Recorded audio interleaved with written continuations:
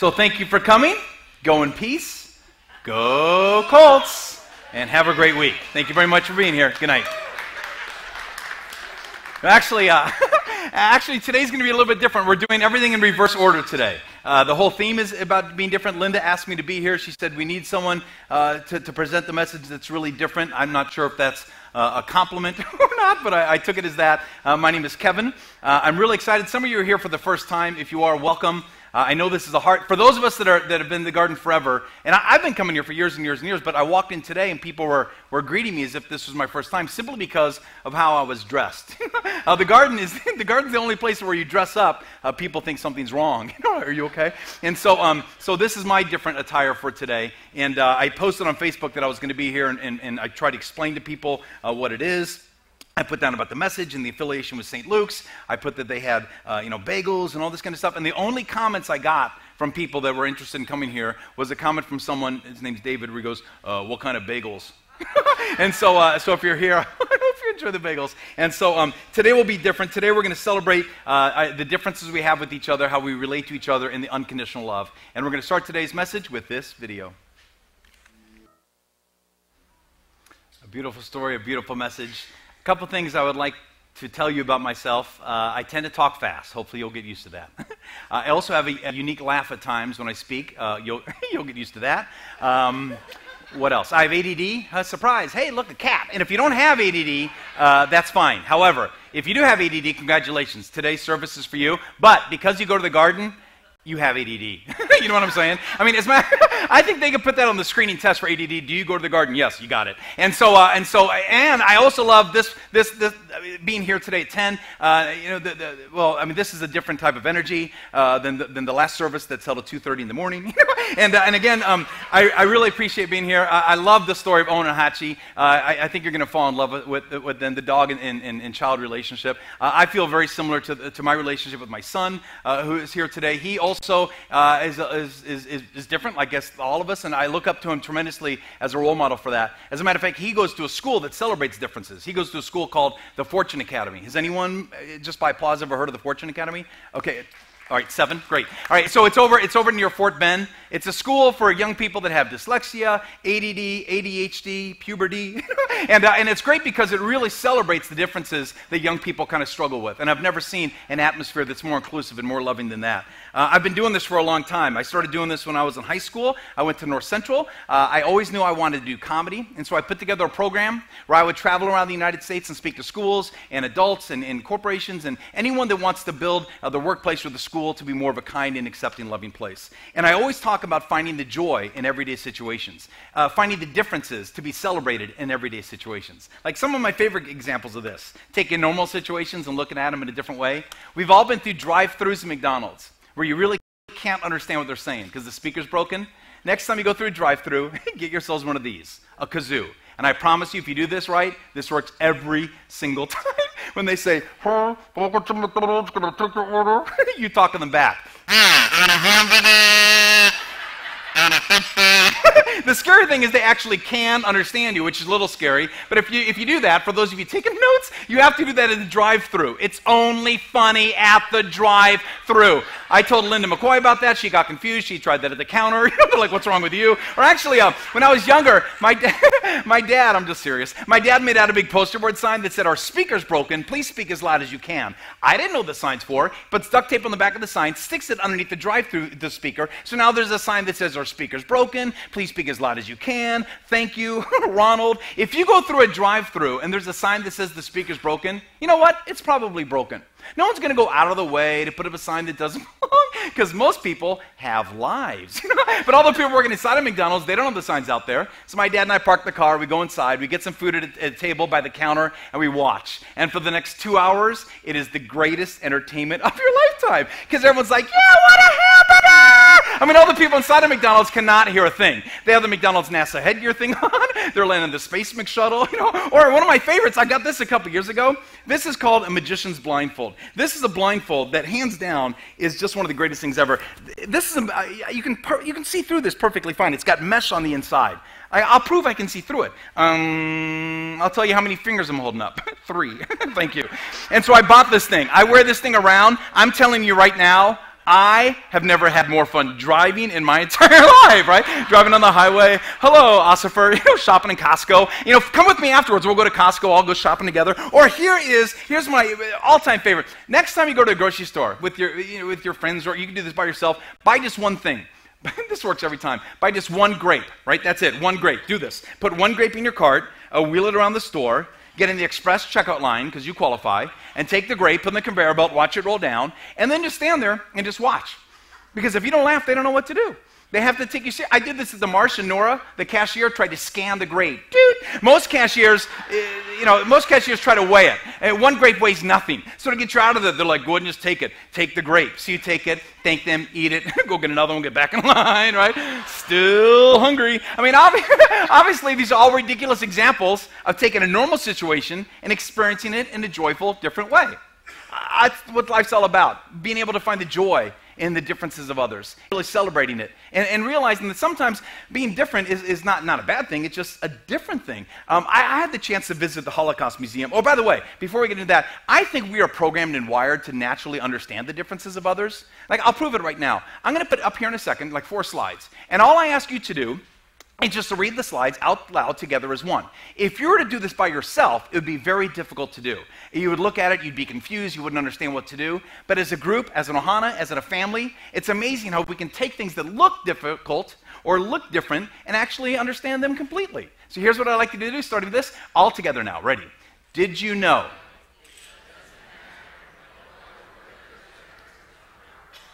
The only important thing is that the first and last letters be at the right place. The rest can be a total mess, and you can still read it without a problem. This is because the human mind does not read every letter by itself, but the word as a whole. Isn't that amazing, honestly? And you'll notice on the first slide, it was kind of discombobulated. Some of us were all over the place. By the time we get to the 4th slide, most of us are pretty congruent. We're pretty together. And that's kind of how the world is. As long as we work together as one to accept the differences of others, we really can come together to see the commonality. I went to the Holocaust Museum in Washington, D.C., and it's an amazing place. Some of you have been there, I hope. And at the end of the Holocaust Museum, they have this thing called the Wall of Remembrance. It's a big ceramic tile wall. And every tile on the wall has been painted by a child who's been to the museum to pay tribute to all the people that were killed in the Holocaust simply because of their differences. Because they were Jewish, or a religion, or their handicap, or their gender, or their sexual orientation. I mean, the list goes on and on and on. At the end, as I'm walking by the wall, I have to go really slow. Because in front of me is a field trip of 2nd graders. And they're really cute, and they're all lined up, and they're all holding hands. And then I realize they're all physically zip-tied together at the wrist. So all of a sudden, it's not really cute. It's a little creepy, but they're still holding hands, and there's a girl right next to me. And I notice every time she takes a step to their class, she kind of trips over herself. And I realize she has a T-shirt on over the rest of her clothes. And I realize that can't possibly be her shirt. Every kid must alternate wearing that shirt on field trips. And on the back of the shirt, it says, I am the caboose of the day. So she's the caboose du jour. And her right arm is getting ready to get ripped out of her socket because the rest of the train is trying to go faster than she wants to go. And she doesn't care. She loves watching the wall. She's counting the tiles. She's naming the colors. And I realize they're so smart to put that kid at the end of the train. I mean, that's one of the greatest lessons of all. I realize that kid is dictating the entire speed of the train. A train can never go faster than a caboose will allow the engine to go. She is leading the train by being at the end of the train. That's the greatest leaders in the world. That's Martin Luther King, who we celebrate tomorrow. That's so many people in our lives. Leading others is not necessarily in the front, but it's in the back, making sure that no one gets left behind or forgotten. So I love watching that kid watch the wall. And I see one tile on the wall that really stands out. And to me, it's my favorite. It says, it shouldn't hurt to be different. And I look at it, and I'm like, oh my gosh, that's perfect. I cannot believe a kid came up with that message. Without even thinking, I touch the kid on the shoulder next to me to make sure she does not miss the tile. As soon as I touch her, my life changes. I touch her, she looks at me, and then she screams as loud as she can in this public museum, "Caboose, stop!" And then she starts screaming, "That man just touched my shoulder! That man!" And I don't know what to do. Security guards are coming after me. Monkeys from the Wizard of Oz are flying out of nowhere. The teacher comes running around to the back. The teacher was so flipped out when she came to the back, the teacher still attached to the rest of the train. So the whole train is surrounding me. Oh, oh, and the kid will not shut up. That man just touched my shoulder. And the teacher's like, honey, calm down, what's wrong? And she goes, that man that I don't know just touched my shoulder. And then the teacher looks at me, and she has like an attitude. She's like, what's your side of the story? I'm like, are you kidding? I'm a grown adult. I'm talking to a second grade teacher, and I'm in trouble, right? So I tell her what happens. And she looks at me, and she says, well, I'm really sorry. She tends to overreact. I'm like, yeah, I get that. And so the teacher goes back to the front, and the girl is still next to me, so it's kind of awkward. I'm just waiting for her to go. And I see out of the corner of my eye, she starts going like this with her free hand to get my attention. My first thought is, no way. I am not looking at this kid. I don't know what the consequence is, for looking at her. I don't know what Dateline episode I'm being lured into. And so she keeps doing that. Finally, I give in. And I go, yes, honey. And she looks at me, she goes, mister, are you okay?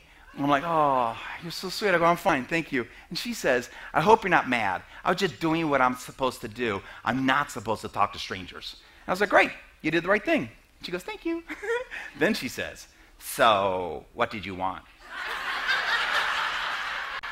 I'm like, I thought you're not supposed to talk to strangers. She goes, yeah, but now we're talking. You're not really a stranger. Like, you have no idea, where's my kazoo, right? And she goes, what did you want? I was like, look, I just wanted you to see that tile. And I point to it. She looks at it. She goes, can you please lift me up there so I can read it by myself? I'm like, no, because if I do that, I'm going to touch both your shoulders. And she goes, it's okay. And I was like, oh my gosh, here we go. I lift her up. I did not even think about this next part.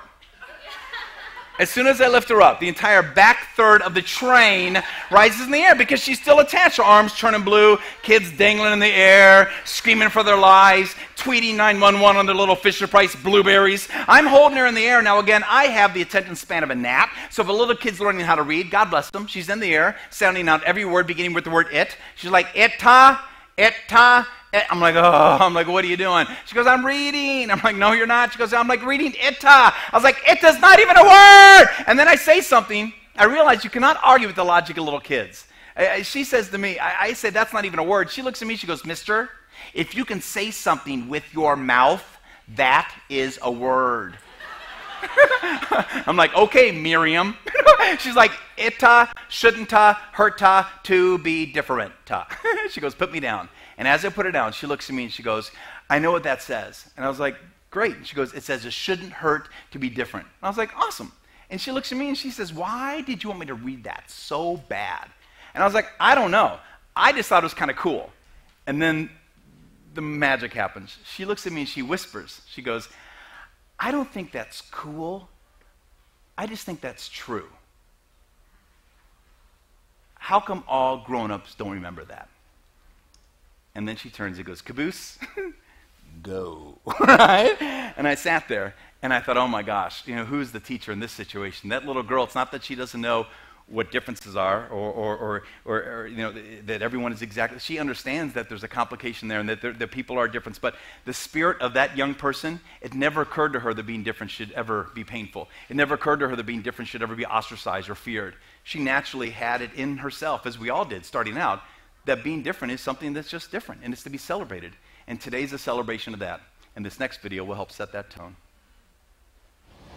You really don't have an appreciation for the garden, I think, until you're asked to do something like this, and you get here and you see the countless volunteers that spend so much time to make this happen. The band, I know we don't take them for granted. The crew, everybody is just, truly, and the amount of volunteer hours is just extraordinary, so I appreciate this so much. I noticed in the video, the last video, when the young man was taking the shot, I loved it all, but what really called out to me, too, is did you notice right before he took the last shot that went in, the person that passed him the ball was a member of the other team?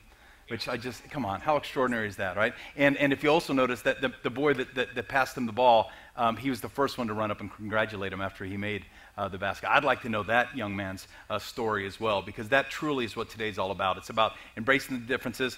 Of course, the young man that was about didn't want to be different. He just wants to be accepted. And I realized that one doesn't have to be the same to belong. And really, if you think about it, once we accept our own differences, it's so easy to reach out and accept the differences of others.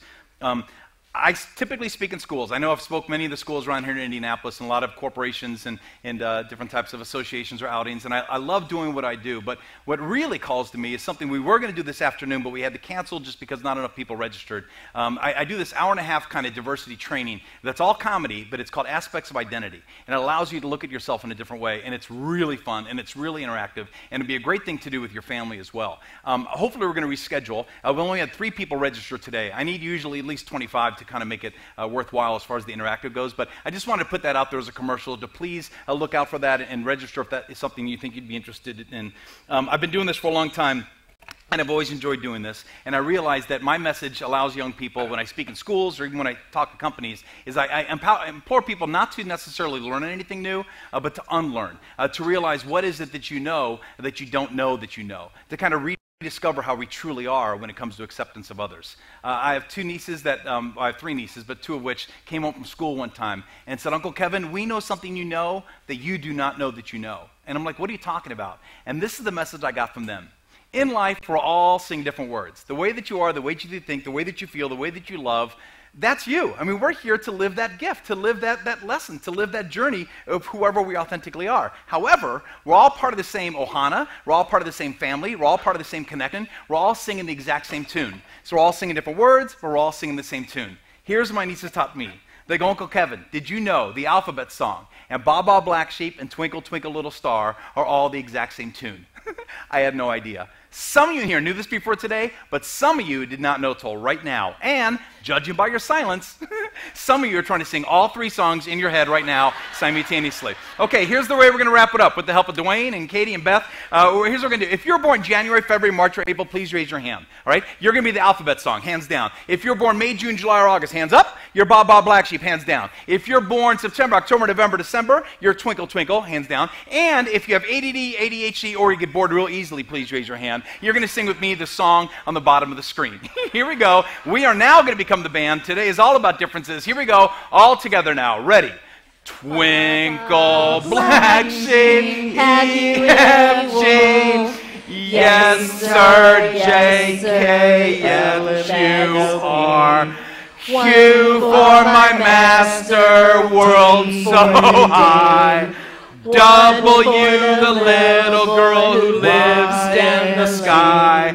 Now I, black sheep, little star, how time, yes sir, sing with me. Congratulations on that.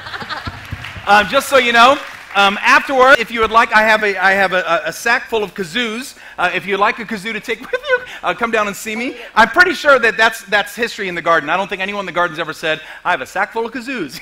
And what I love, too, is when I travel around speaking, I have to check these in my luggage. And so I love the reaction of going through security, because a lot of times they're like, why do you have so many kazoos? I'm like, well, I might lose one, because I have like hundreds of them. So please come down if you'd like one of those. So now, with further ado, I think now we have opening announcements. Beth? Okay, well, the first announcement is make sure that you do not eat the donuts today. No, I'm just kidding. I want to remind you that coming up on February the 1st is our chili cook-off tailgate party, so make sure that you join us for that. Your information is in your program for that. And also, I just want to say that the two video stories that we looked at today, they're both really incredible stories of these two young men. And I'll post those on Facebook today so you can see those videos in their entirety. So I hope you'll enjoy that. And I think that's all I have. I think all we have to say now is, good morning and welcome to the garden. All right, thanks.